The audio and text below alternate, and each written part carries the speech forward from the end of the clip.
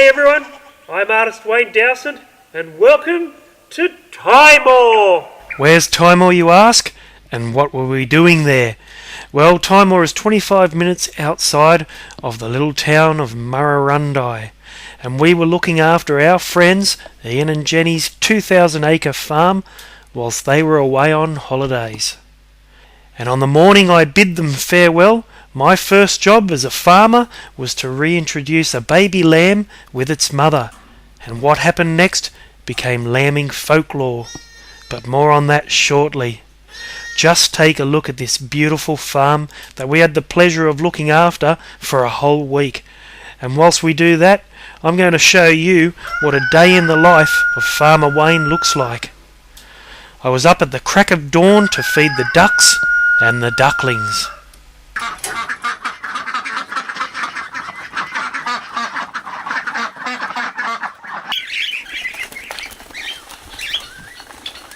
The piranhas. These little ducklings had to be fed about 4 times a day.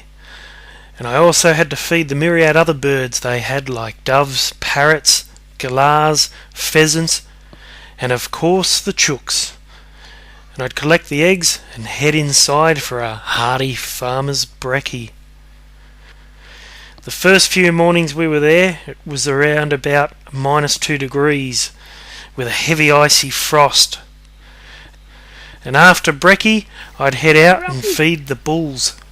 Yeah, Ralphie. Here's a lesson from Farmer Wayne. Never lean on an electric fence. Yeah, Ralphie.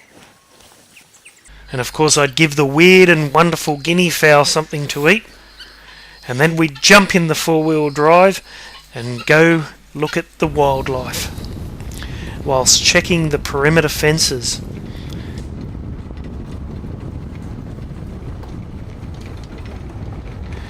Driving around the property would take about an hour and a half, and we'd see plenty of roos, wild pigs, and a huge deer. I even found a 5-point antler. I'd do a little archery when I got back, and then I'd paint in the arvo whilst taste testing Ian's homemade bourbon. This is a portrait of the famous rabbit killer, Dudley. Then Jackie and I would sit on the back deck with a glass of wine and we'd watch the sunset. What a great way to finish a hard day's work of farming. And now, ladies and gentlemen, I'd like to tell you the story of Lambsy, the super lamb. She was born on a morning of icy frost. It was -2 degrees, and we found one of the farm dogs frozen solid to a tree that morning. That's how cold it was. Before Jenny left, she found Lambsy and put her inside by the fire. And if Lambsy was able to walk, I was to introduce her to her mother. And here's what happened. She was pushed away, made an outcast, sent to wander in the cattle paddocks with the teenage cows.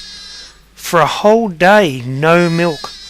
I could hear her bleeding, but I just couldn't find her.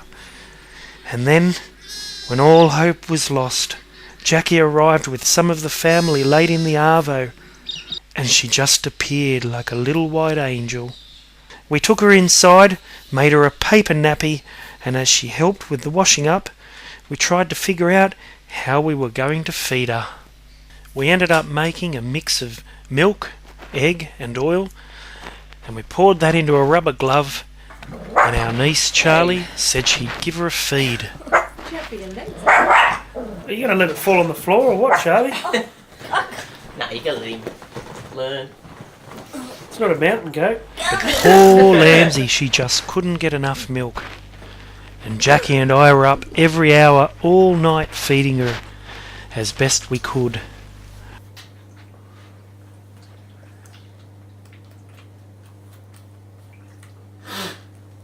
Oh, look at her cute little tail. Must be starving. The next day, Mum and Auntie Jen came for a visit, and Auntie Jen came to the rescue. She'd brought a baby bottle with her. We had so much success feeding Lambsy that we were able to go out exploring. Timor has some wonderful limestone caves, and Harrison, Jackie, Charlie and I went caving. And the following day the family left the farm to Jackie and I, and poor Lambsy had a new problem. She had gastro. The milk mix was too rich, and when we called a vet we were told the best thing to do was to put her in a pen with her mother. Mother's milk was what she needed, otherwise her chances of surviving were slim at best. So that's what we did. We put her in her pen with Mum, and we headed into town for supplies, but when we returned, tragedy had struck. Lambsy's delinquent mother, we now call her the Mole, had injured her. She could barely walk, and the gloves were off. If she wouldn't let Lambsy feed, we'd make her. But the Mole became too hard to handle, and we ended up using a more placid and friendly mum who had had twins. I'd straddle her shoulders, and we'd give Lambsy a feed 5 to 6 times a day at the milk bar.